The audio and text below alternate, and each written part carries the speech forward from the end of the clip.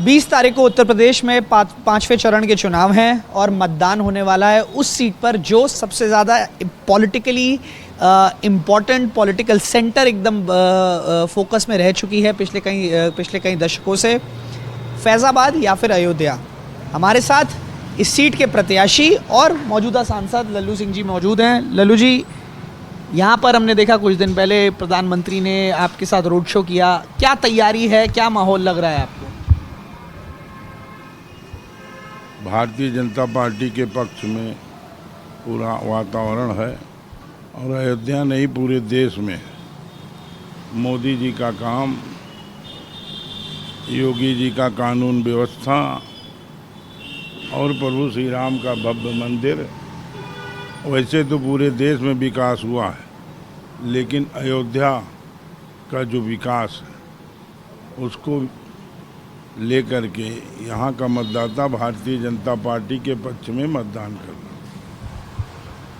अब लल्लू जी, अगर आप जीत कर आते हैं तो इतना कुछ विकास हो गया, अब क्या आपका प्लान है आगे का अयोध्या का? अभी तो कुछ विकास नहीं हुआ। जो मोदी जी की सोच है कि अयोध्या दुनिया का सबसे सुंदर स्थान बने, उस दृष्टि से अभी बहुत विकास होना है और बहुत सारी योजनाएं अभी प्रस्तावित भी हैं।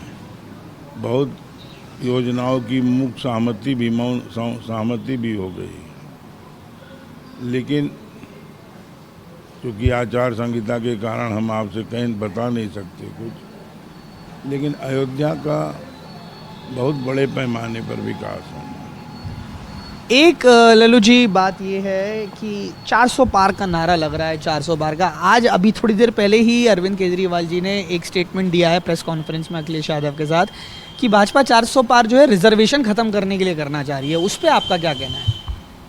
देखिए, ये अभियान बहुत दिनों से विपक्ष के लोग चला रहे हैं, क्योंकि विपक्ष के पास कोई मुद्दा नहीं है। जो इनको काम करना था 60 सालों में कांग्रेस के लोगों को, समाजवादी पार्टी, सारे क्षेत्रीय पार्टी को, उन लोगों ने काम नहीं किया, न तो समाज के हित में किया न तो देश के हित में किया। उसके कारण इनके पास कोई मुद्दा है नहीं। तो यही उल्टी सीधी बात, भ्रम फैलाने का काम, और जीवन भर इसी आधार पर ये लोग राजनीति करते रहे हैं। जाति के आधार पर सांप्रदायिकता फैला करके, झूठे प्रचार करके, लोगों को धोखा दे करके।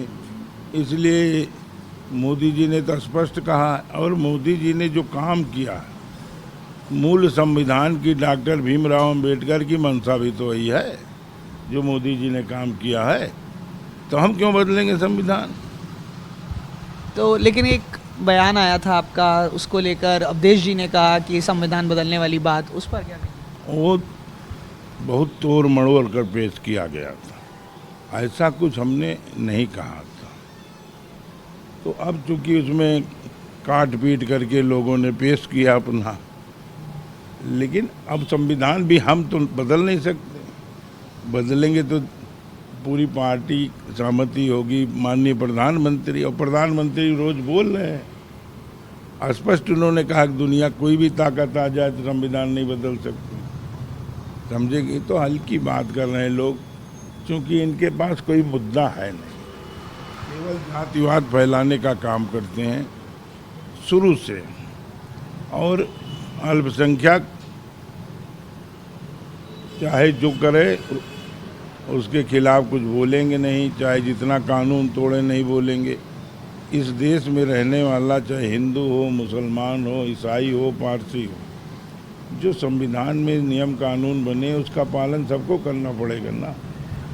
तो इन लोगों के प्रोत्साहन के कारण ही पूरे देश में दंगा होते थे। इन लोगों के प्रोत्साहन के कारण ही आम आदमी पीड़ित रहता था। उसी का परिणाम हुआ कि 2014 में ये लोग सत्ता से हटे, क्योंकि पूरे देश को लगा कि अगर ये लोग सत्ता में रहेंगे तो देश टूट जाएगा, बिखर जाएगा। एक आखिरी सवाल, अवधेश जी आपके खिलाफ चुनाव लड़ रहे हैं, आपको लगता है समाजवादी पार्टी ने एक इस सेफ कैंडिडेट उतारा है एससी कम्युनिटी का, उसको लेकर क्या? देखिए, युद्ध के मैदान में नहीं देखा जाता कि कौन लड़ रहा, किस कम्युनिटी का है, कौन नहीं लड़ रहा। हम पहले से जानते हैं कि यहाँ कोई भी प्रत्याशी लड़ता तो भारतीय जनता पार्टी चुनाव जीतती। अब वो अपनी अपनी रणनीति के तहत लोग करते रहते हैं, उतारते रहते हैं, क्योंकि इन लोगों के पास कैंडिडेट भी तो बहुत नहीं हैं, प्रत्याशी भी नहीं है। अयोध्या से कोई लड़ने वाला नहीं मिल रहा था, सारे लोगों ने मना कर दिया, इन्होंने अपना उतारा है। तो ठीक है, अवधेश जी सीनियर पुराने नेता हैं, हमारे इसी मोहल्ले में रहते थे, पहले शुरू में किराए पर रहते थे, अब बहुत बड़ा कोठी बनवा लिए, घर बनवा लिए हैं। यहीं बगल में कोठी भी उनकी है, उसके सामने भी कोठी है, गांव में भी कोठी है। क्या कहना चाहते हैं आप इतनी कोठी? हम कुछ नहीं कहना चाहते, हमारे बड़े भाई हैं, वो हम कहेंगे तो हम पहले बता दिए। धन्यवाद, बहुत बहुत धन्यवाद लल्लू जी हमसे बात करने के लिए। तो ये थे फैज़ाबाद या फिर अयोध्या के प्रत्याशी, बीजेपी के दो बार मौजूदा सांसद रह चुके हैं, कई बार यहाँ से एमएलए भी रह चुके हैं। अब 20 तारीख को चुनाव है, जनता का जवाब, जनता का डिसीजन हम लोग को 4 जून को ही पता चलेगा। कैमरा पर्सन वीरेंद्र कुमार सैनी के साथ प्रमोद श्रीवास्तव और तनिष पंजाबी, NDTV।